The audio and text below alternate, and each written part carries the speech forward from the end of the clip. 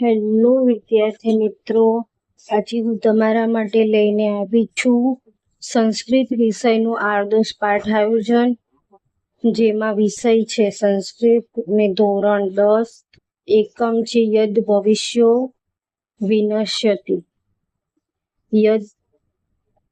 યદ ભવિષ્ય વિનશ્યતિ.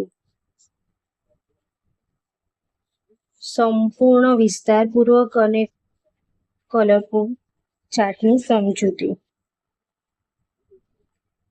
જેમાં સામાન્ય માહિતી એટલે કે સામાન્ય માહિતીમાં નામ XYZ, પછી વિષય સંસ્કૃત, ધોરણ 10 વિષય સંસ્કૃત વિષયાંગ યદ ભવિષ્યો વિનશ્યતિ, અને પછી સમય સામાન્ય માહિતીમાં, અને સમય 35 અથવા તો 40 અથવા તો 45 મિનિટ લખી શકાય. પછી શૈક્ષણિક હેતુઓ, જેમાં શૈક્ષણિક હેતુઓમાં સામાન્ય હેતુઓ છે કે વિદ્યાર્થીઓમાં સંસ્કૃત ભાષા અને કથા સાહિત્ય પ્રત્યે રુચિ જગાડવી.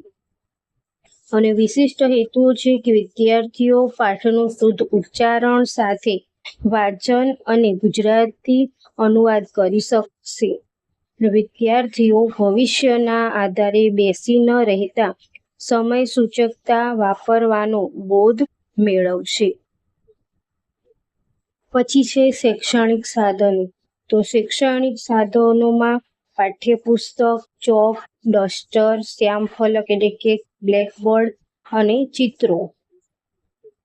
અને જો આ બીએડના વિદ્યાર્થી પાઠ આયોજન બનાવતા હોય તો અહીંયા 3 માછલીઓનો જે ફોટો છે તેનું ચિત્ર ચોંટાડવું અથવા તો TLM બનાવવું.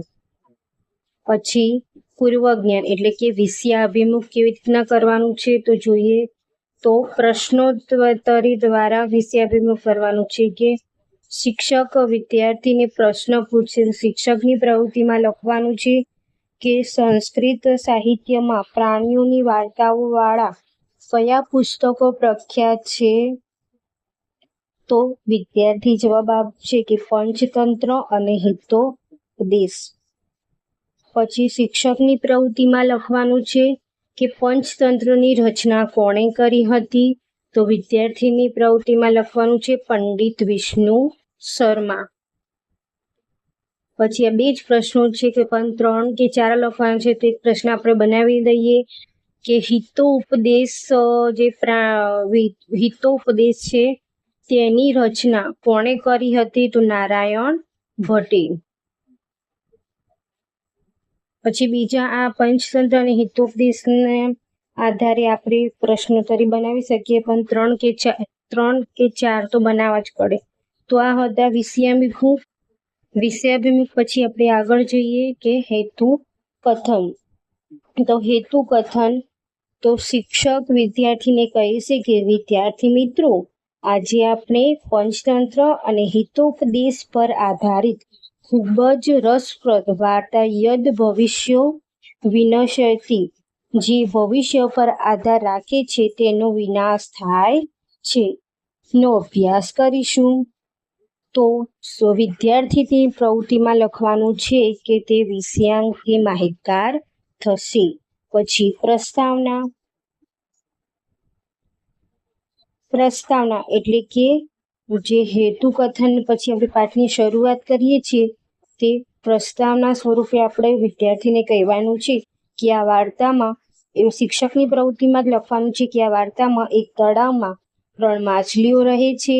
એક અનાગત વિધાતા જે મુશ્કેલી આવતા પહેલા ઉપાય વિચારે છે.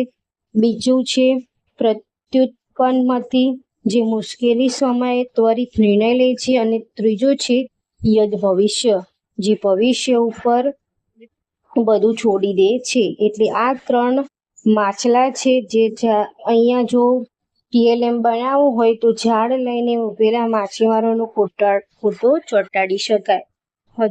હવે આગળ વિષય નિરૂપણ એટલે કે વિષય વસ્તુ. તો શિક્ષકની પ્રવૃત્તિમાં લખવાનું છે કે આદર્શ વાંચન અને સમજૂતી. તો શિક્ષકની પ્રવૃત્તિમાં આવશે કે શિક્ષક સંસ્કૃત ફકરાનું વાંચન કરશે પૂરા એકસ્મિન જલાશય તે ફકરાનું વાંચન કરશે અને સમજૂતી. તો માછીમાર તળાવ જોઈને કહે છે કે આવતીકાલે આપણે અહીં આવીને માછલા પકડીશું. આ સાંભળીને અનાગત વિધાતા નામની માછલી તરત જ બીજા તળાવમાં જતી રહે છે.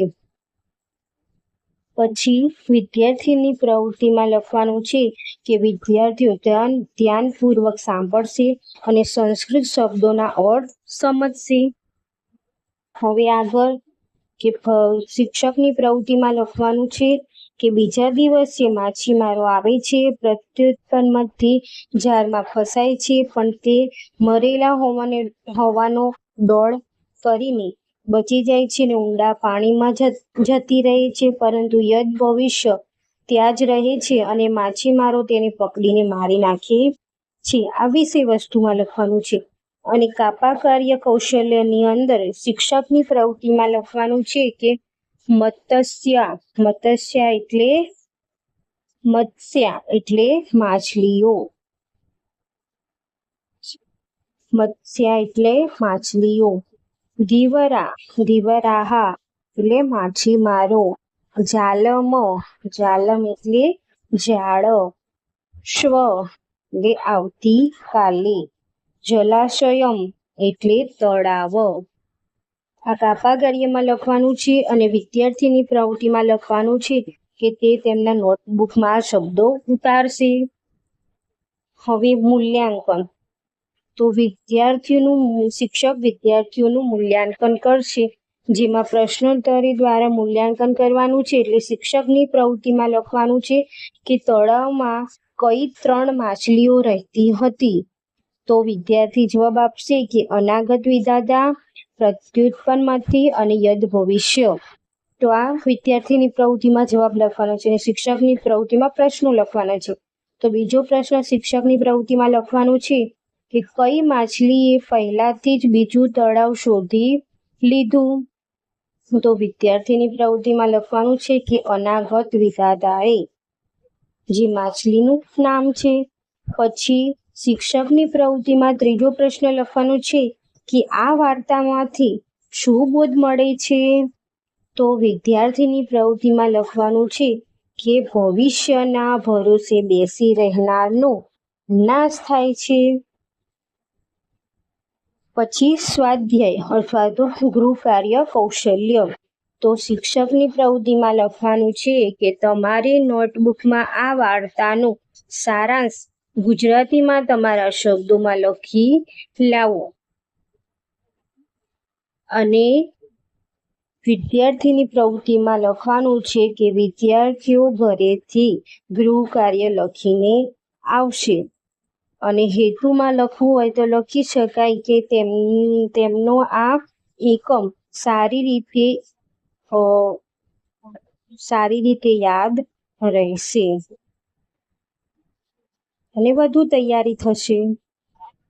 તો આ હતો આપણો સંસ્કૃત વિષયનો પાઠ આયોજન, જે ધોરણ 10નું હતું. જે મને કમેન્ટ્સ આવી હતી કે સંસ્કૃત વિષયનું ધોરણ 10નું પાઠ આયોજન લાવજો. તો મેં આ પાઠ આયોજન તૈયાર કર્યું છે તેમના માટે. તો બસ, તમારે આવા જ વિડીયો જોઈતા હોય તો કમેન્ટ્સમાં જરૂર જણાવજો. તો હું તમારા માટે તમારે ટાટ એસમાં ઉપયોગ થઈ શકે તેવા તમારે જોઈતા હોય તેવા કમેન્ટ્સ કરજો. તો હું આવા વિડીયો લઈને આવીશ. Thank you.